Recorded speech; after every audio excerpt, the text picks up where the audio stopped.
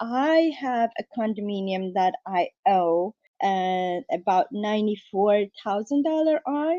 I've been paying $500 every 2 weeks additional, but for some reason I feel like I should liquidate my stocks and pay it off totally. I'm kind of conflicted. Okay. So to answer the question, Emmy, and this is a perfect opportunity to talk about that this is math, not magic. So you just brought up what another variable we need to explore. So, Emmy, here's what you need to figure out. If you paid off your mortgage today by liquidating some of your stocks, how much interest would you save? Do you know the answer to that? No. No. And that's a problem. So we'll get the good feelings of paying it off, but we don't know how much interest we save. Now, here's my next question. Okay. About how much time do you have left on your mortgage? I purchased it in 2016, but the way I'm paying it, it should be paid off 2027. 2027. So you have about 5 years left on your mortgage. Is that what you're telling me? Yes. Okay. If I do what I heard you do, pay extra on it. Right. Which I've been doing for the past year. Here's Otherwise, I have like about 30 years left. You have Not about 30, 20 something years. 20 something years. So you have about 20 something years left according to the bank, right? Yes. So here's the thing. Here's what you want to know. I don't know how much interest I'm saving if I pay it off. But what you can do is talk to whoever you're investing with. Okay. And say, if I take this money out of my investment to pay off my mortgage, what am I losing over the next 20 years by taking that money out? So you have the two numbers to compare. How much money will I miss making? But if I use that money to pay off my mortgage, how much money will I save? Now, I don't know any of your numbers, but I'm going to give you an example. If you found out you could save $50,000 in interest by paying off the mortgage, that's $50,000 in interest you no longer have to pay, would that be a good idea for you? Definitely. Right. But what if you also found out by taking the money out of your investment to do that, you are now missing out on $100,000 worth of interest earned, compound interest earned. Does saving the $50,000 look as good now when you know you're going to lose $100,000 by not leaving your investment alone? That makes sense too. That's what you need to know. The thing is, I did it myself. Right. I'm investing on myself, Mm-hmm. just comparing the interest. My home interest is 4.25 or 4.3, Mm-hmm. and I'm finding a dividend stock that can pay. So I'm doing my own investment, Right. not with anybody else. So comparing, like my mortgage is 4.35. Right. 4.35. Yeah, but the investment that I'm making is 5 or greater dividend payers. Okay. 5%. Okay. So it's 5% or greater, but we average that out. Did you have a 30-year mortgage when you started? I did, yes. I'm putting this on the screen. Can you remember how much you borrowed at the outset? And it doesn't have to be exact. Give me a round number. How much you borrowed? It is 143. 143,000. Okay. So folks, here's another example of this is math, not magic. Math, not magic. When you talk about 4.35% and 5% earnings on her investments, the 5% earnings on the investment is compounded interest.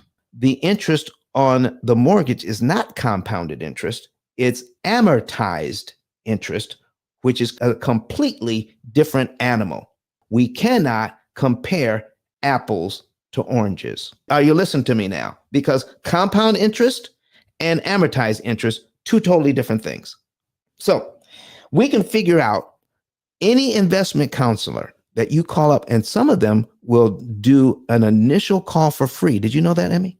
No. Yeah, give them a call. They'll say, listen, we have a free assessment. And you can ask them, if I continue to invest like I'm investing over the next 20 years, And they can do a calculation based on the investment that you're in and the history of that investment. And then they can give you a pretty good idea how much money you will have at the end of that 20 years. Okay. Now that's compounded, which is a very powerful process. But on the mortgage, when we have 143,000 at 4.35, the amount of interest that the bank wants over 30 years is $113,000 interest on a $143,000 loan. So my question is, Miss Emmy, is $113,000, does that sound like 4% of the 143,000 you borrowed? No. No, because it's 79% of the amount that you borrowed. This is not a 4.35 loan. It's a 79% loan.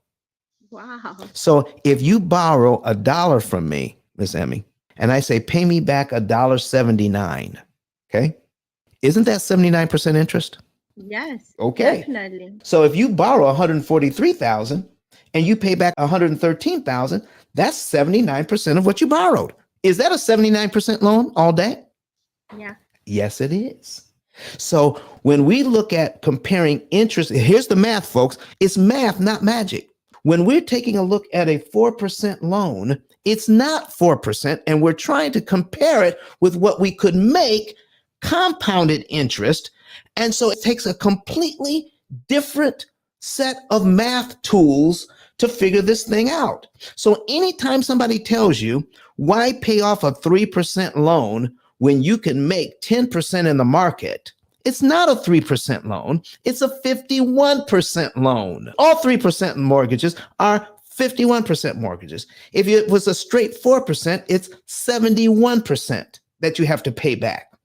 It makes it a 71% loan. If it's a straight 5% loan, then you're paying back 93% of what you borrowed, almost as much as you borrowed. If it's 6%, the bank wants you to pay back 115.838%. That's the math. That's the math. My goodness.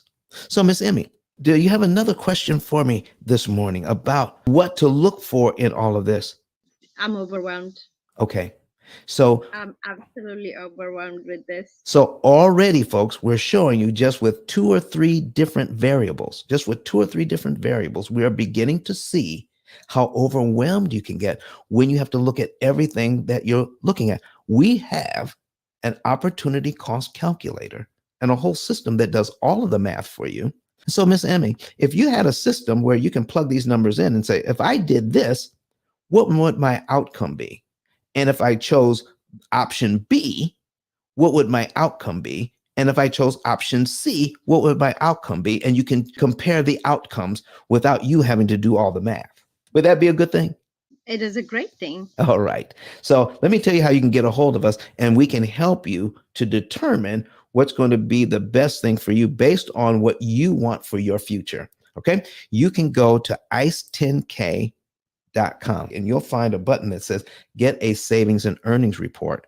You put in your financial data and we can show you the month, day, and year you could be debt free, how much interest you could save.